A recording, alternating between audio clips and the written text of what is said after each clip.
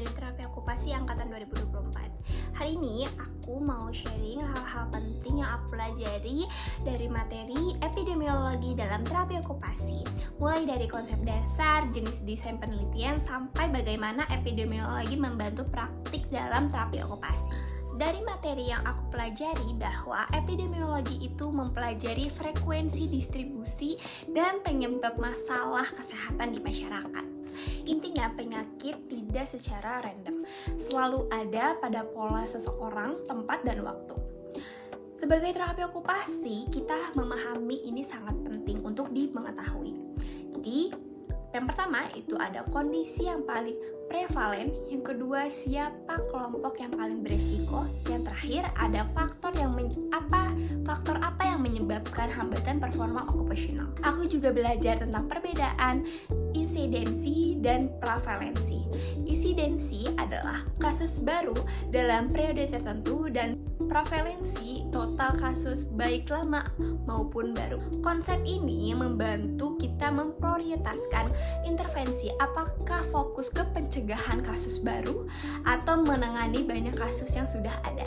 Selanjutnya, aku mempelajari beberapa desain penelitian epidemiologi seperti cost report atau cross-sectional dipakai untuk menggambarkan masalah kesehatan berdasarkan seseorang, tempat, dan waktu.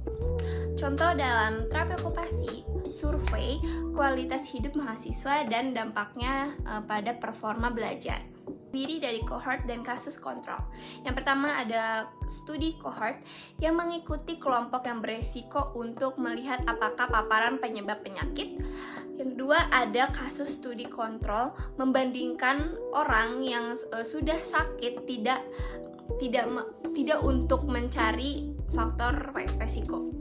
Di sini ada intervensi dan randomisasi dan kelompok kontrol, tujuannya memastikan suatu terapi yang benar-benar efektif.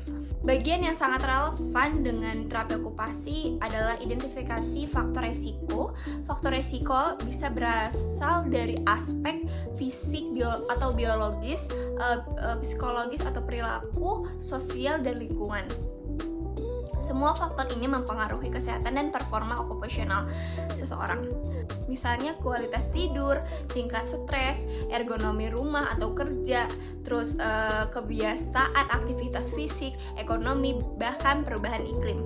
Selanjutnya, bagaimana menentukan apakah suatu faktor yang benar-benar menyebabkan kondisi tertentu.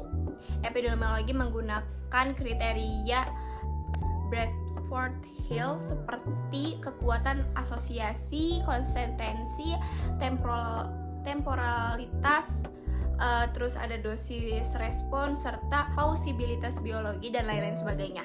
Ini membantu kita memastikan apakah suatu faktor benar-benar berperan sehingga intervensi terapi okupasi bisa lebih tepat sasarannya. Dari PowerPoint ada juga nyata misalnya mahasiswa insomnia karena pola tidurnya buruk dan menggunakan gawai larut malam, atau klien stroke yang performa okupasionalnya itu menurun akibat hambatannya motorik dan lingkungan kerja yang kurang mendukung.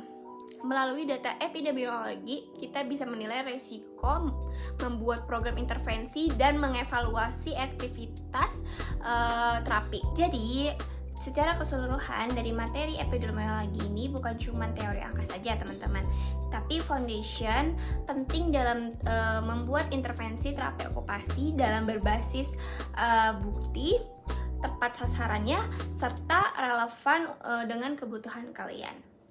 Itu saja yang aku sampaikan, kurang lebihnya mohon maaf. Assalamualaikum warahmatullahi wabarakatuh. Dadah!